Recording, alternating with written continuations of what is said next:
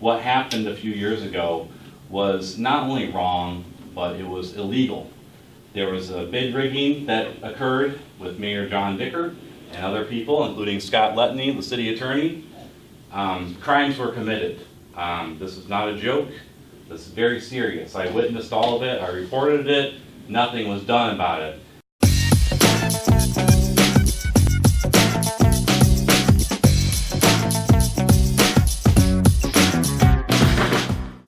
Oh, hey, it's Talking Racine, episode 156. You know what that means, gentlemen? Uh-oh, 3 year. 3 years. Right, you told me 52 before, times yeah. 3 is 156. So this is the last episode of our third year. Yeah. And George Myers, Howdy. Jim Spodek, and myself, Dr. Ken Jorgen, are here to guide you through it. What are we talking about today, Jim? Well, we just had a little clip of Chase Hendricks speaking at the the Finance Committee, which was about a week ago, and we're Talking about the cable channel.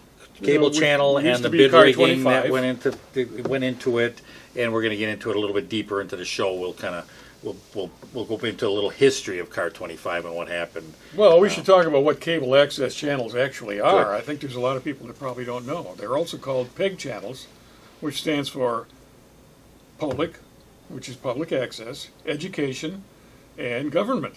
And the government aspect of it is typically like city council meetings, committee meetings, that sort of thing. Right. But man, there's an awful lot of information, local information, that you don't really access anywhere else as readily as you do over a cable channel, because a lot of subscribers, It can be evidenced very, by the fact that they're calling in and wondering why the channel is black. well, and yeah, when it's operating, it can be a very public engaging type of activity. In other words, you're finding out what different people that you would never meet any other way. And the point is it was very engaging. In other words, people could tune in there Right. and Get a see what different other perspective. people in the community were doing. And it kind of brings the community together, and as well as with the government, what the government is doing. So it Well, it gives you exposes a or greater reveals that awareness that's of your right. community. You have a greater And appreciation for your non-for-profits, community. and it opens up a door for non-for-profits who don't usually get that. They're always tight on money. This way, it gives them an access to the community through public That's access. right. There were a lot of churches on there A lot on of Sunday. churches. Sundays Yeah. there were a lot of churches. So yeah, a lot. It's a lot to help just build the Well, I culture can remember, of the community. they did tours of the fire stations, and they would talk about, the different trucks. I mean, this is stuff that taxpayers pays for, and this gives them an opportunity to see, hey, what's your tax dollars going for? That's right. And it's a pride of ownership to a community. We're proud of whatever it might be, a 4th of July parade, or what it might be. Oh, And yeah. That's right. It was looking at expanding before it started its downtrend, Its expanding demise. into other things going. You could have school plays in there. They used to have softball games. Remember, Right. people. Right. Well, and let's get into funding for just a minute. We pay for that We channel. fund it ourselves. As- That's the as important part. It's subscribers not to a cable. government-funded thing. Yes. So how does that work? I mean, there's a what do they a call franchise fee that is taken out of your cable bill. So whoever subscribes to cable, Spectrum now, and I believe AT&T, or what do they call it now? But that? ATT Uverse? Uverse. But Yeah. part of that fee goes to the state of Wisconsin. The state of Wisconsin then funnels that back to the community.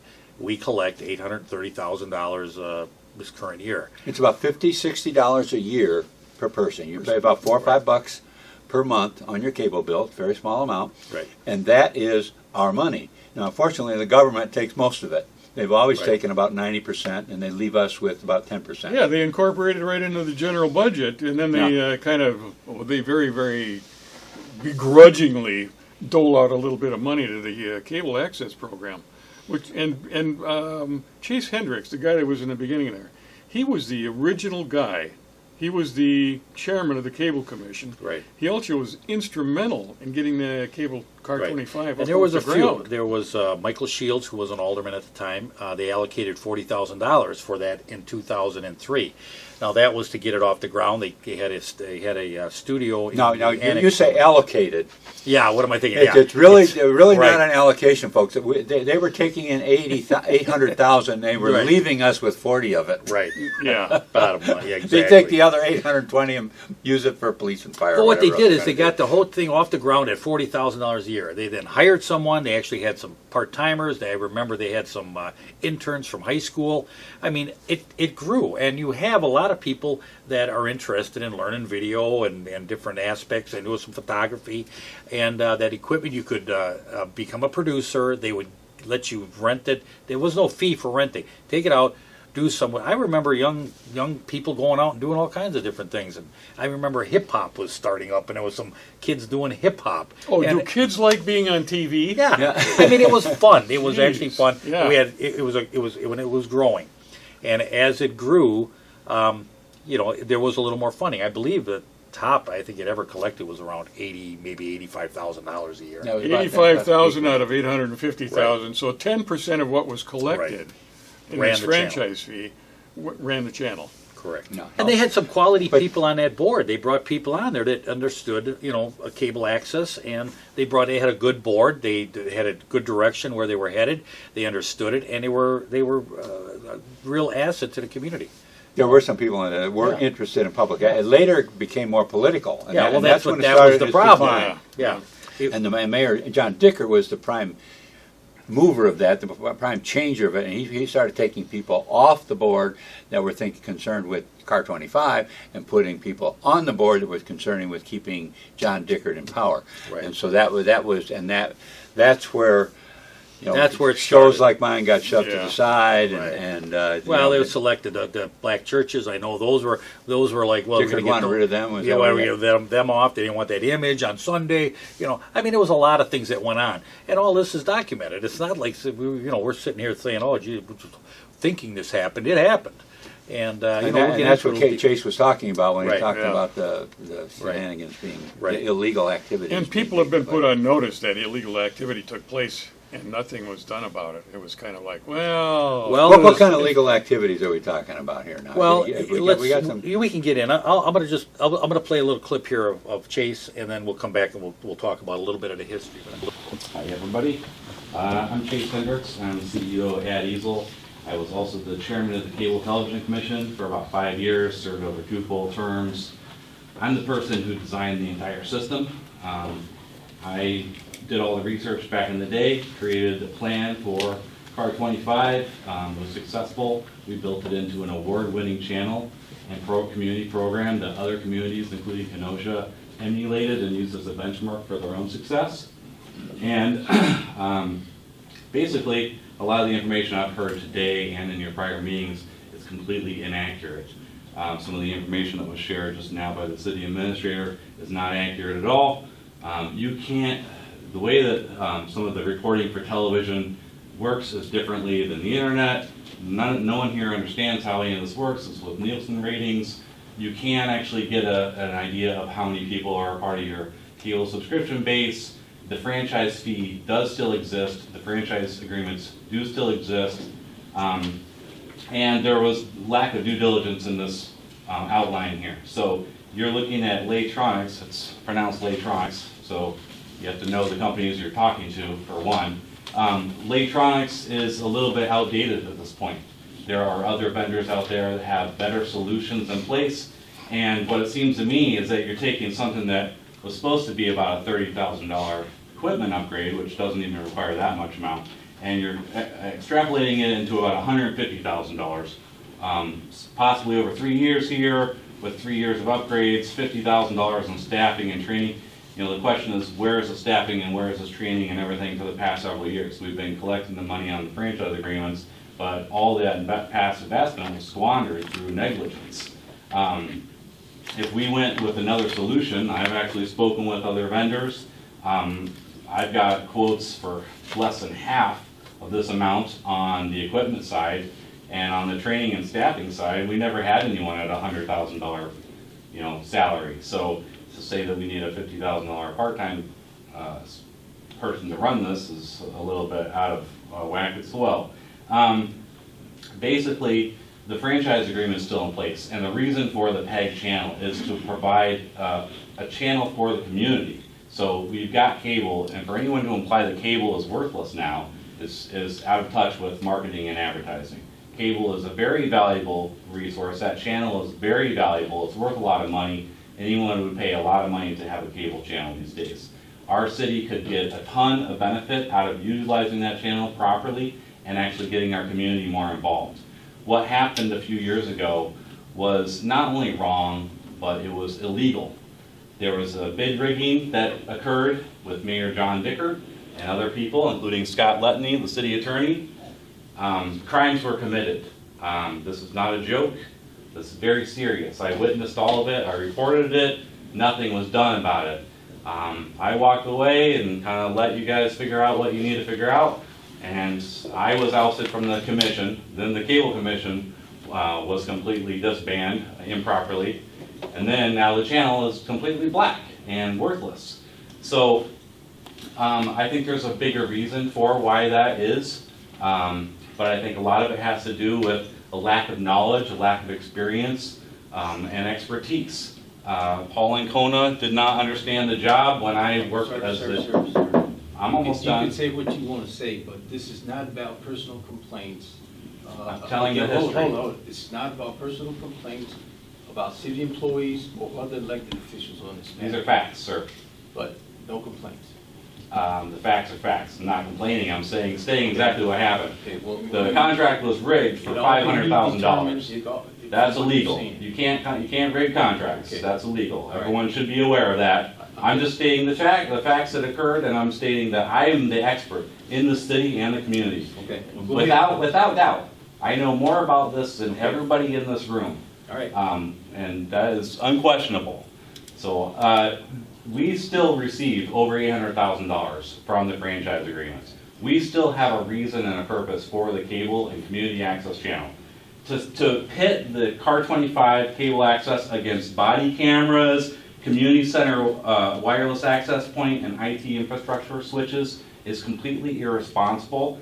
The franchise agreement allocates the money specifically for this. The people in the city of Racine and surrounding communities pay the franchise fee in order to have this PEG channel as a resource for them.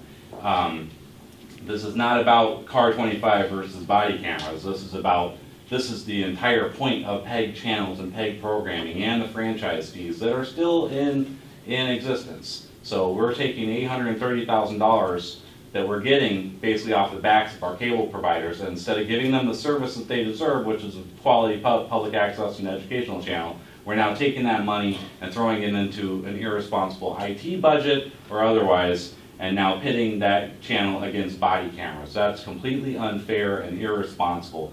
This should not cost $146,000. I have a quote here from Teleview for $15,000. This would get us a new server, a Hypercaster all-in-one server. It would get us an analog converter. It would get us IP capture, standard switch. It would give us all the functionality that we would need. We don't need a 4K channel. You need a working channel. Right now our channel is completely dark and completely black. We don't need to have the most advanced channel in the world. We need to have a working one, which is what we had when I left, and I established a roadmap. That roadmap was not followed, and this is the result many years later. So I'm coming back with another solution. And just one more point, I actually offered to donate a lot of these services back in the day, and I included to donate branding for the entire city of Racine. I was going to donate all this, but you guys didn't bring it on the agenda. Okay, well, I think the key thing that we want to talk about right now is the illegal activities that Chase Hendricks brought up there, and that had to do with the bid rigging. And the bid rigging was a result of they wanted to create a change. Specifically, John Dickert wanted to create a change in the He management wanted of Car rid of 25. Scott He Nelson. wanted to get rid of Scott Nelson. Well, he wanted to get rid of that whole board. Because Well, that, that's true, that, yeah. that board, and Chase Hendricks was on the board. There were 2 or 3 other people on that board. They knew their stuff. I mean, and they were concerned about that channel.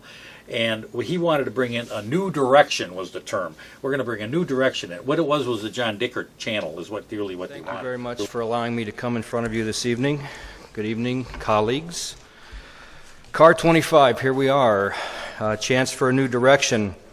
This isn't about somebody new doing the same old stuff. This isn't about broadcasting. This is about an opportunity to put a new face on Racine, a new marketing program, and a new image, with still all the great things that have been good about Car 25. It was no longer going to be George Meyer interviewing somebody on there that he didn't particularly like one of the aldermen, and you were interviewing, and they were bringing up subject matter similar to what we do. Opinions that weren't lockstep with his opinion, Exactly, with and Dicker's that's exactly opinion. what we That's do, right. and that's why we came off and did what we're doing. Well, anyway, let's get back to the history. So basically, John Dickert wanted to really get rid of that board, wanted to get rid of Scott Nelson, because it was not performing in the way that he felt it should. He wanted to make it more of a propaganda channel. Well, he Yeah, wanted, that's right. and he wanted Yeah. to change the management to accomplish that. So Right, they and he did. they decided to send out a request for proposals, Correct.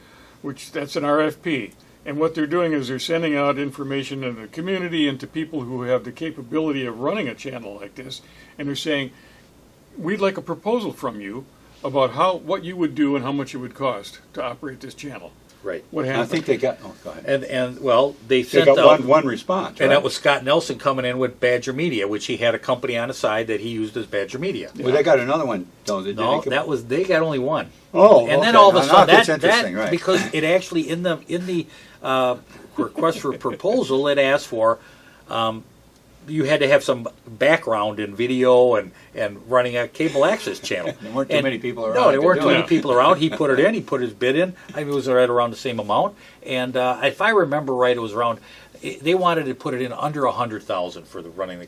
So he came in, met all the criteria. All of a He sudden, was doing it for well under 100. that already. was gone. That request for proposal disappeared. Now another one came out, but they changed the verbiage. Now you didn't need any kind of background in cable access or And if video I production. remember correctly, now tell me if I'm wrong, they did not notify Scott that they were doing Correct. a second RFP. Another RFP.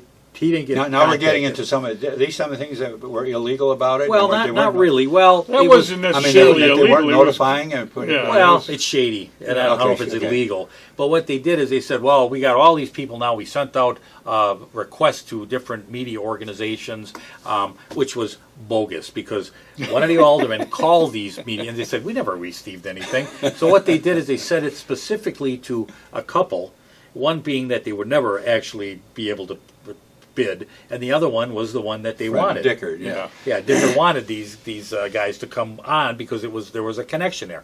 Scott puts it in. All of a sudden now, Well, he found out about it, so Right. he submitted a bid too. now they do we're going to break them down of the proposal comes in, and Scott again is like by hands down better. They come back now. They're going to do a checklist, a proposal. Well, they never analyze either one of them. They say they do. Well, this other company is the one we want. Well, then it comes down to listen. There's a problem.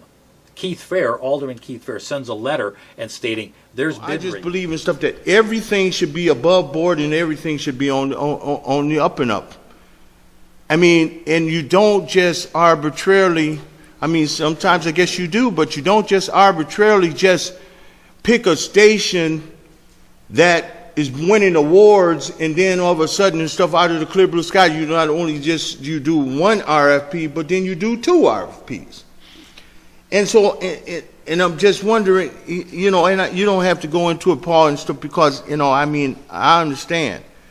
But if this station is winning awards and stuff, what are we wasting time putting RFPs on the table, going through evaluations? And my next question would be, is there a cost involved in this? There has been no cost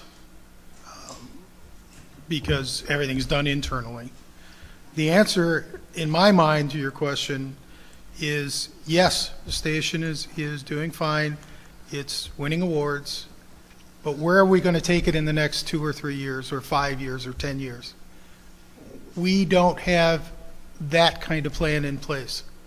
And part of the reason for doing this RFP is to say, is there someone out there who does this for their business and can provide that kind of direction to this station? We were aware of the request for a proposal, and part of the amendment to the amendment was made that whoever got the contract would come back and negotiate on their budget if they got the contract. If Starfall got the contract, they were going to have to come back, and they understood what our budget was for Car 25 part of the agreement would be that they would have to come back and negotiate with the city on, as far as what their budget would be.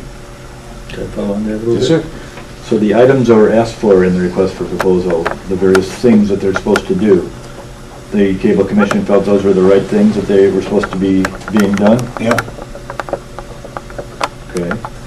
And then, were all of those affirmatively responded to as well in the request for proposal response? That, yes, we can do item A, requirement B, requirement C? Or Yes. How are you prepared to walk into that station and immediately take over operations of that? And what would your learning curve be in doing so? It's true we've not run a local access TV station before. I think what's been found in regards to the RFP is that not many people have, not many companies have, because, well, it's not a financially intriguing thing to be a part of. And so I think for us, again, leveraging our relationships with people that have experience in those things. If I had the keys tomorrow, I would immediately go to Scott and ask for his help and things, and to the team that's already in place.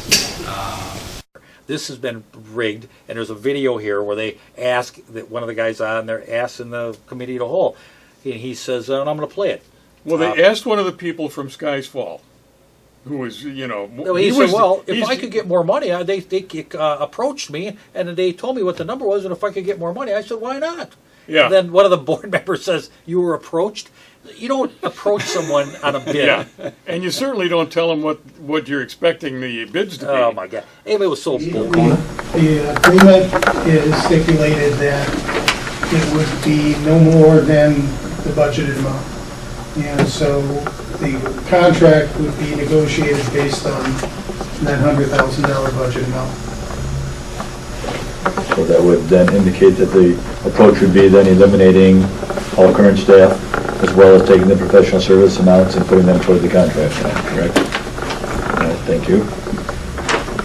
Yeah, that was one of the things when we were first approached, the RFP. You know, we were told, like, this is what the station spends now, and you know, you want to present a proposal for this, and so we're like, we do, but there's so many things to talk through, and budget is one of those things where, you know, initially, you know, we did have a higher budget, but we were never told that we couldn't have a higher budget. We just, you know, if we can ask for more money, why not? So we can do a better job.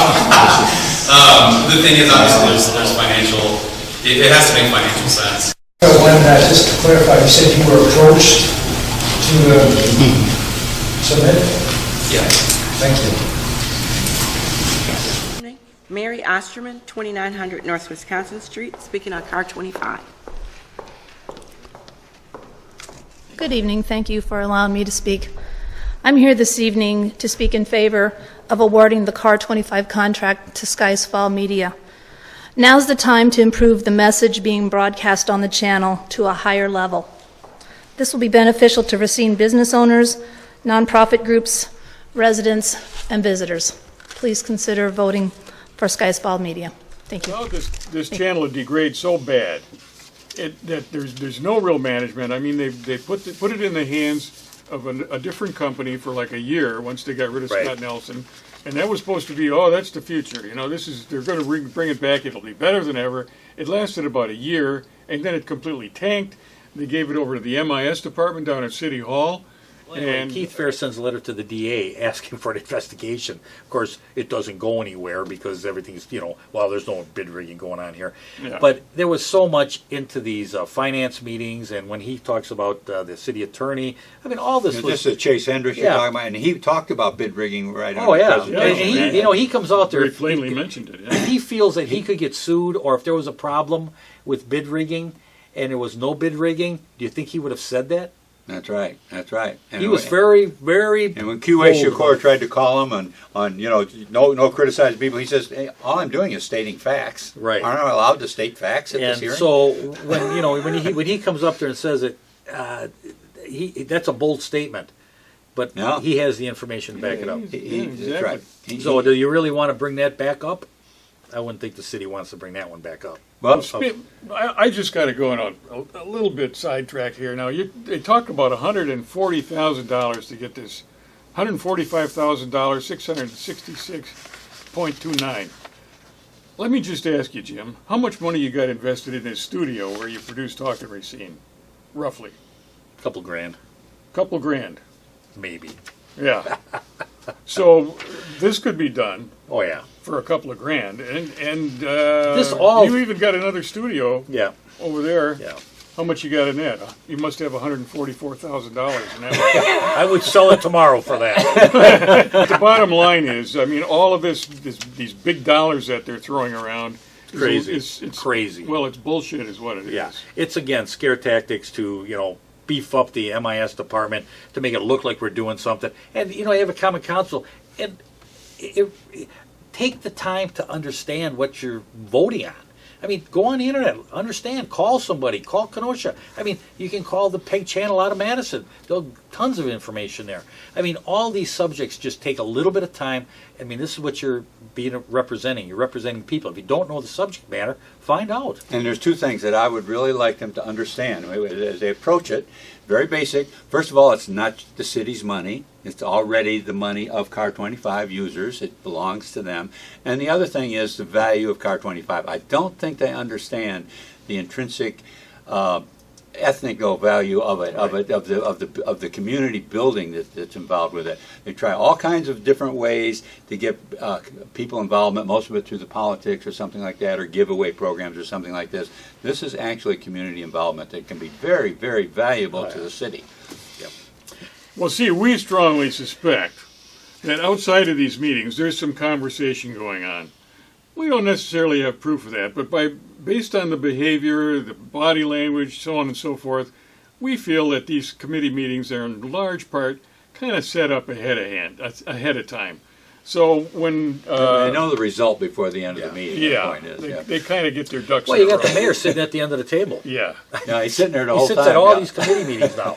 So he's almost like overseeing what's going on. So let's browbeat the He's not supposed to oversee the council. He's supposed to follow their directions. Exactly. Yeah. They but tell the him council what to do. doesn't. When you watch the councilmen on there, they glance over to their left every once in a while to see Right. if the mayor's smiling, okay, we can do it. If the mayor's frowning, don't do it. It's so bad. I mean, really, and you've got the administration.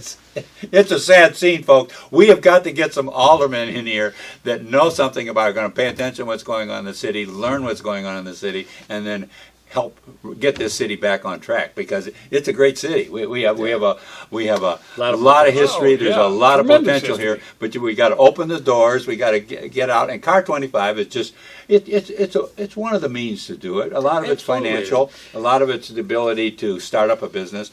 But some of it is going to be right in this, because this can make it fun to be living in Racine, as well as business-like, where you got to get down to work and Hey, Kenosha's got their channel running, and it looks great, man. They do a great job with it. Yeah, this was the Finance Committee. So they made a recommendation to fund Car 25 or Bell TV, and that's going to go to the City Council. So we'll see what happens at the City Council meeting. Talking about funding it, I would like them to just listen for that, because that's just the way they think. They think they are funding it.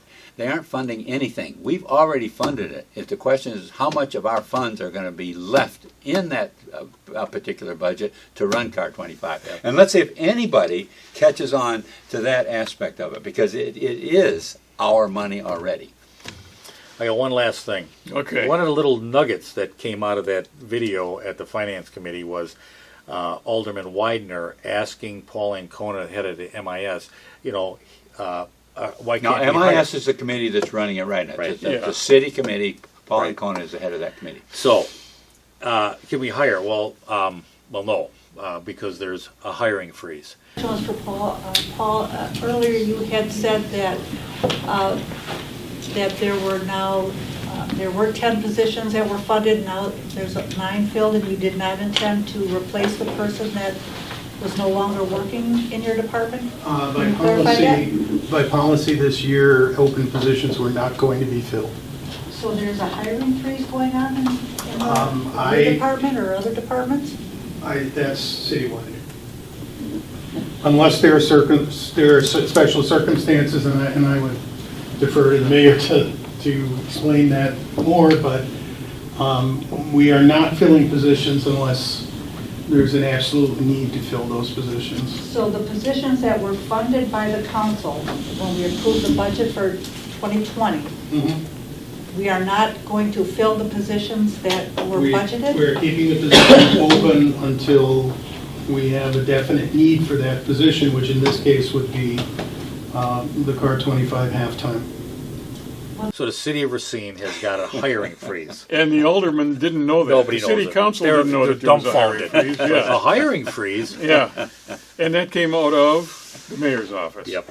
You know, there was no hiring freeze when he put on 4 additional staff members that no other mayor has So ever we'll look had into that a before. little bit. But now, you know, yeah. but there you go. So, happy birthday, Talking Racine. Hey, all right. And if it's your birthday today, have a nice one. We've enjoyed having you here. We've enjoyed talking about this. Listen, subscribe to the channel and get other people to do that because we put important information out here and we check our facts. We'll see you next week. Thanks.